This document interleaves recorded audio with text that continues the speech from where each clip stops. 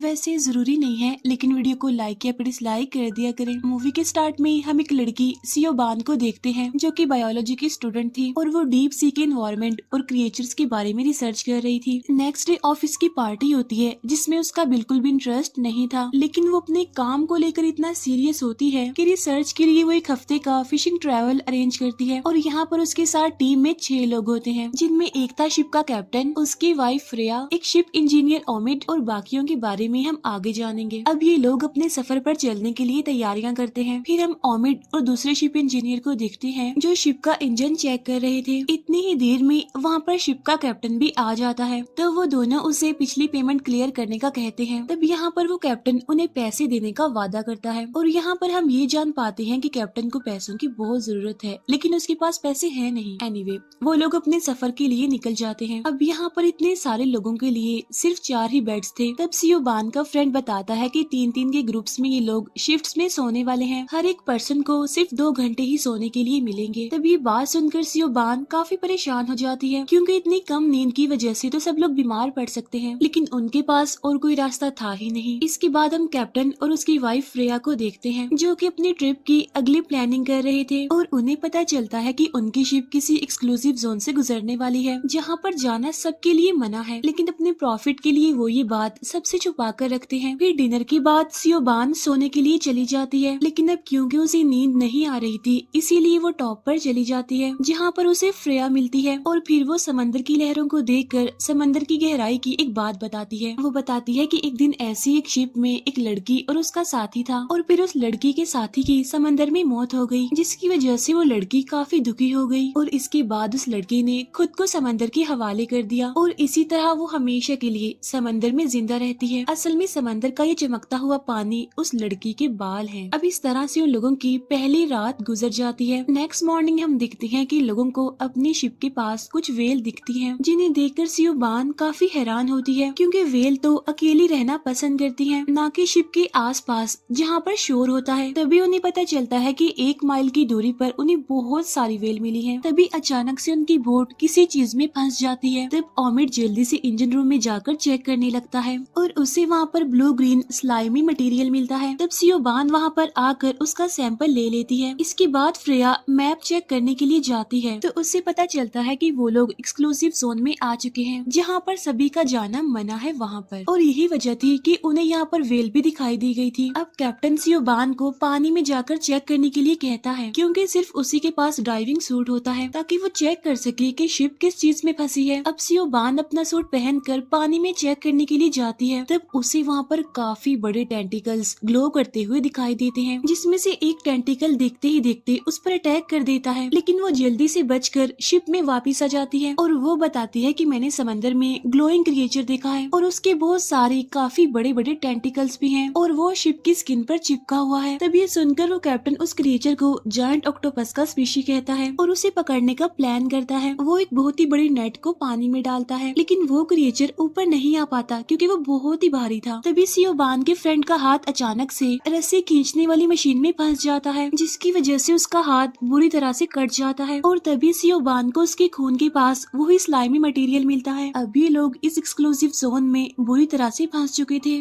वापस जाने का इनके पास कोई भी रास्ता नहीं था। हेल्प मंगवाने के लिए उनका रेडियो भी खराब हो चुका था, और खाना भी बस खत्म होने ही वाला था। अब देखते ही देखते वो सब लोग पैनिक करने लगते हैं। तभी सियोबान को कुछ दूरी पर एक दूसरी शिप नजर आती है, जिसे देखकर टीम के सारे मेंबर्स खुश हो जाते हैं, क्योंकि उन्हें बचाने के लिए अब कोई तो वहाँ पर आ चुका था। अब इसी उम्मीद में वो लोग रेडियो और खाने की तलाश में अपनी बोट के जरिए उस शिप के लिए निकल जाते हैं। जब थोड़ी देर के बाद वो वहाँ पर पहुँचते हैं, तो देखते हैं कि इस शिप में तो कोई भी नहीं है। साथ साथ इस शिप का रेडियो भी पहले से ही खराब था। लेकिन जब वो लोग शिप की बेसमेंट में जाते हैं, तो वहाँ पर इन्हें कुछ डेड बॉडीज मिलती हैं, जिनकी आंखें नहीं थी, यानी उनकी आंखें गायब हो गई थी। तब ये देखकर कैप्टन उन्हें बताता है कि शायद इन्हें सी फीवर हुआ था, और वो सियोबान को ये बात बाकी लोगों को बताने से मना करता है, यानी इस शिप की कंडीशन के बारे में। इसके बाद जब ये लोग अपनी शिप में वापिस आते हैं, तो देखते हैं कि उस ग्लोइंग क्रिएचर ने अब इनकी शिप को छोड़ दिया है, इसीलिए अब वो थोड़ा रिलैक्स फील करते हैं और अपनी जर्नी पर आगे बढ़ जाते हैं और अभी भी वो वापस नहीं जाते बल्कि एक्सक्लूसिव जोन के और अंदर चले जाते हैं। थोड़ी दूर जाने के बाद कैप्टन अपनी वाइफ फ्रेया को मछलियाँ पकड़ने के लिए कहता है। तब फ्रेया उसे ये कहते हुए मना करती है कि अगर हमने ऐसा किया तो वो क्रिएचर वापस से हमारे पीछे आ सकता है और फिर से हम पर अटैक कर सकता है। तब कैप्टन उसे कहता है कि अगर हमने बहुत सारी मछलियाँ ना पकड़ी तो हमारा घर, हमारी शिप, सब कुछ चला जाएगा। असल में लोगों को पैसों की बहुत जरूरत होती है, इसीलिए कैप्टन जानबूझकर इस शिप को एक्सक्लूसिव जोन में लेकर आया था, क्योंकि इस एरिया में कोई भी नहीं आता, इसीलिए यहाँ पर बहुत सारी मछलियाँ हो सकती हैं, जिसे बेचकर ये लोग बहुत सारे पैसे कमा सकते हैं। इसके बाद फ्रेया नेट डालती है जहाँ से उसे बहुत सारी मछलियाँ मिलती हैं। फिर रात को सियोबान और उसका फ्रेंड बातें कर रहे होते हैं और तभी दूसरा शिप इंजीनियर वहाँ पर आकर उन्हें भी डिनर के लिए ले जाता है। और डिनर के बाद सियोबान के फ्रेंड की तबीयत खराब होने लगती है और वो स्विमिंग करने के लिए समंदर में ही जाने लगता है, लेकिन सियोबान और उस शिप में एक बूढ़ी औरत थी, वो उसे ऐसा करने से रोक लेती है।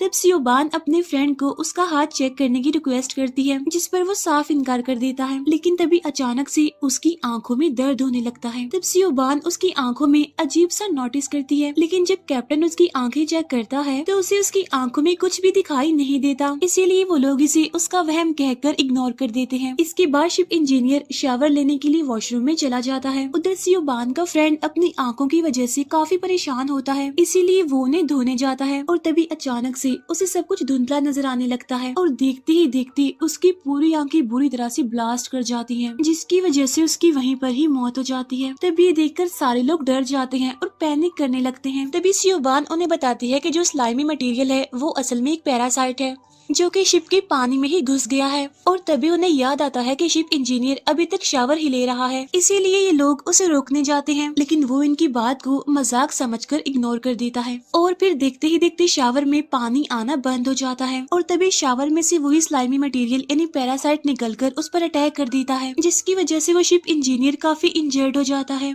तब सियोबान अपने टीम मेंबर्स को दूसरी शिप की रियलिटी और उसकी कंडीशन बता देती है। इसके बाद कैप्टन सियोबान और ओमिड को हर 2 घंटे के बाद पानी चेक करने के लिए कहता है। इसके बाद ओमिड और सियोबान वाटर फिल्टर चेक करते हैं। तब उन्हें पता चलता है कि उन पैरासाइट ने सारे फिल्टर्स को खराब कर दिया है। और फिर देखते ही देखते अगली सुबह भी आ जाती है। तब वो लोग सियोबान के फ्रेंड का फ्यूनरल करते हैं। इसके बाद सियोबान उसी पैरासाइट को दोबारा से शिप पर देखती है, इसीलिए वो उसका सैंपल लेकर माइक्रोस्कोप से चेक करने के लिए जाती है। तब उसे पता चलता है कि असल में स्लाइमी मटेरियल किसी वेल का बैक्टीरिया है, जिसमें अब एग्स बनना शुरू हो गए हैं। तब इस बात की वजह से सियोबान काफी परेशान हो जाती है। तब सियोबान और ओमिड उन एग्स को यूवी लाइट से खत्म करने की कोशिश करते हैं, लेकिन वो इसमें नाकामयाब रहते हैं। लेकिन तभी सियोबान को एक आइडिया आता है। वो कहती है कि अगर उन्होंने शिप के पास करंट छोड़ दिया तो वो पैरासाइट मर जाएगा, लेकिन फ्रेया उसे ऐसा करने से साफ मना कर देती है, क्योंकि ये शिप उसकी थी और ऐसा करने से काफी नुकसान होगा और इंजन भी खराब हो जाएगा। लेकिन अब क्योंकि उनके पास और कोई रास्ता तो था नहीं, इसीलिए फ्रेया मान जाती है।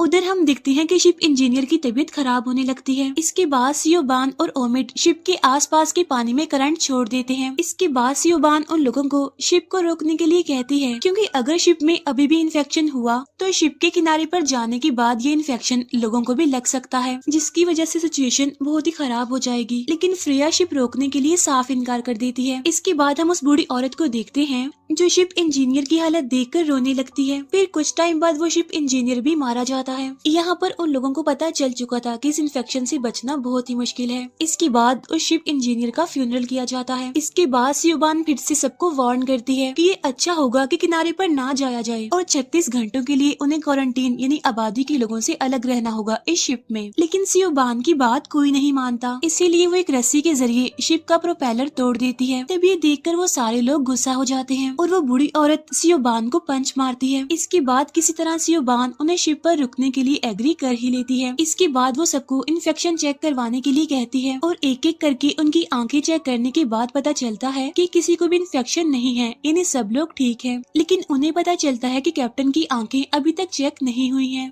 इसीलिए उसकी वाइफ फ्रेया ही उसकी आंखें चेक करती है। तब वो मना करने लगता है, लेकिन फिर भी उसकी वाइफ फ्रेया उसकी आंखें चेक करती है तो वो ये देखकर हैरान रह जाती है कि असल में कैप्टन भी इन्फेक्टेड है, इसीलिए वो काफी डर जाते हैं। इसके बाद कैप्टन सभी को एक्सक्लूसिव एक्सक्लूसिव जोन की रियलिटी बता देता है कि अभी तक हम उसी जोन में ही हैं और ये बात मैंने तुम सबसे छुपाई थी क्योंकि मुझे मछलियाँ पकड़कर पैसे कमाने थे। तो वो बूढ़ी औरत और ओमिड इस बात की वजह से काफी गुस्सा होने लगते हैं। इसके बाद वो सभी लोग टॉप पर जाने लगते हैं, लेकिन तभी अचानक से वो बूढ़ी औरत सीढ़ियों पर सियोबान को पकड़कर उसे मारने की कोशिश करती है। तब सियोबान समझ जाती है कि ये बूढ़ी औरत भी अब इन्फेक्टेड हो चुकी है, इसीलिए वो उस बूढ़ी औरत को सीढ़ियों से गिरा देती है। तब ऊंचाई से गिरने की वजह से वो बूढ़ी औरत फौरन ही मर जाती है। उधर फ्रेया और कैप्टन अपना आखिरी टाइम एक दूसरे के साथ गुजार रहे थे। इसके बाद उस कैप्टन की भी मौत हो जाती है। अब फ्रेया अकेली ही बोट लेकर जाने का फैसला करती है। तब ओमिड उसे कहता है कि 36 घंटों तक वो अकेली बोट में नहीं रह सकती क्योंकि उसके लिए ये काफी खतरनाक होगा, लेकिन फ्रेया उसकी एक नहीं सुनती और निकल जाती है अकेली ही। अब शिप में सिर्फ सियोबान और ओमिड ही रह गए थे और अब वो लोग पैरासाइट को मारने की प्लानिंग करते हैं। वो शिप के वाटर टैंक के पास जाते हैं और उसे आग से गर्म करने की कोशिश करते हैं ताकि वो पैरासाइट को स्लो करके उन्हें मार सकें। और जैसे ही वो टैंक खोलते हैं तो देखते हैं कि वेल की वो छोटे छोटे एग्स अब बहुत बड़े बड़े क्रिएचर्स बन गए हैं जो ओमिड पर अटैक करने की कोशिश करते हैं, लेकिन अचानक से वो समंदर में चले जाते हैं। लेकिन सोचने वाली बात तो ये थी कि टैंक से समंदर में जाने का कोई भी रास्ता नहीं था, जिससे अब ये दोनों भी समझ जाते हैं कि असल में इन पैरासाइट ने शिप के नीचे वाला हिस्सा खा लिया है, इसीलिए तो वो सीधा समंदर में चले गए और शिप अब बहुत जल्द डूबने वाली थी। अब रात में वो लोग शिप को आग लगाकर सिग्नल देने की कोशिश करते हैं। इसके बाद वो रेस्क्यू सूट पहनकर छोटी सी लाइफ बोट में बैठकर समंदर में चले जाते हैं।